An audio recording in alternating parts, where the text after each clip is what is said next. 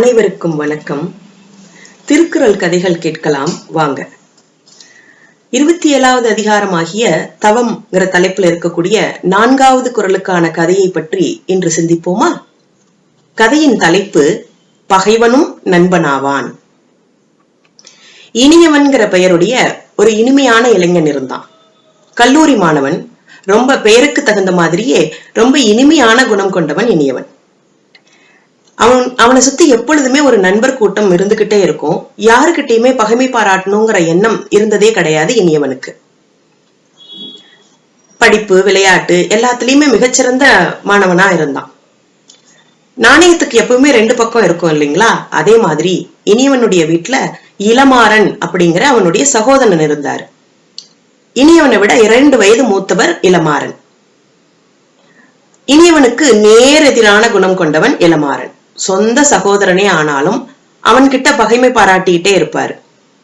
எதற்கெடுத்தாலும் கோபம் கொள்றது, எதற்கெடுத்தாலும் அவன்கிட்ட சண்டை போடுறது, இதுதான் அவனுடைய குணமா இருந்தது.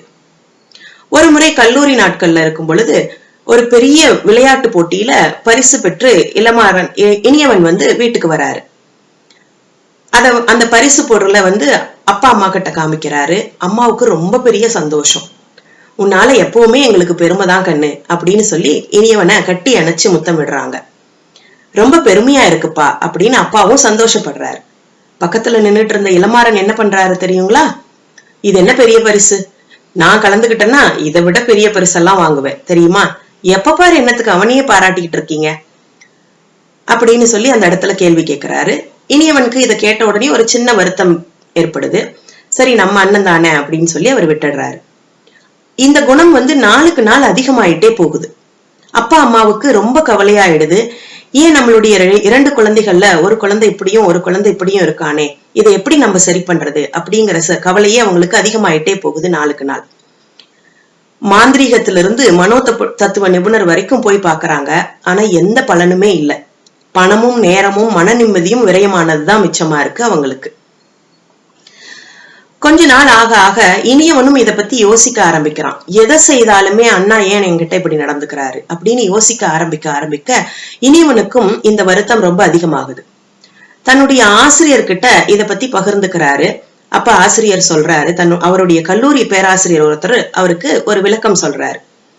இனியவா, இப்படி ஒரு விஷயம் இருக்கு, வாழ்த்தின் பயன் அப்படிங்கிற ஒரு விஷயம் இருக்கு.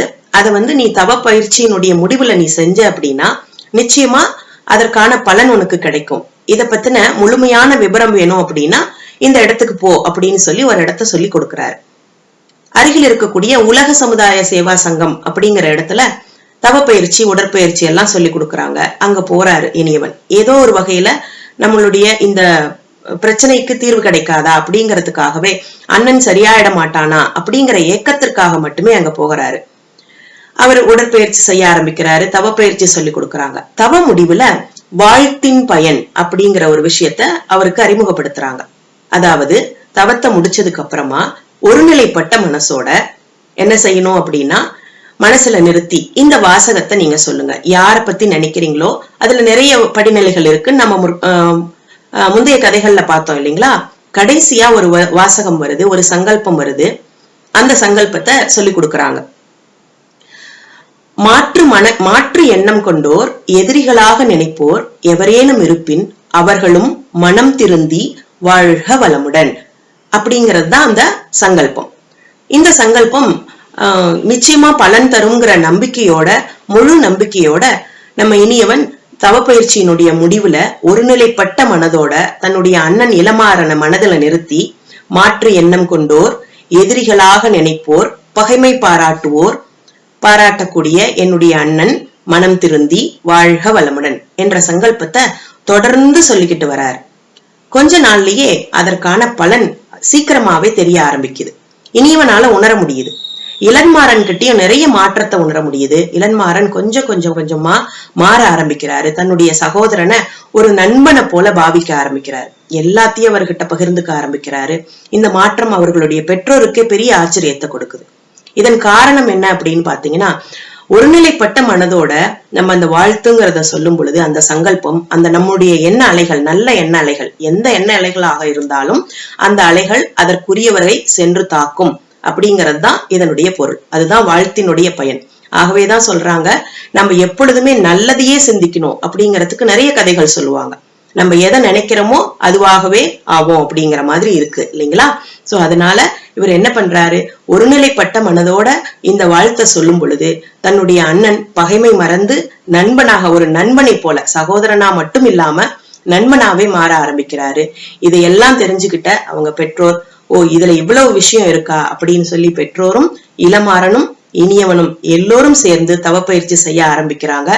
மிக அன்பான அமைதி நிறைந்த குடும்பமா இந்த குடும்பம் மாறுது.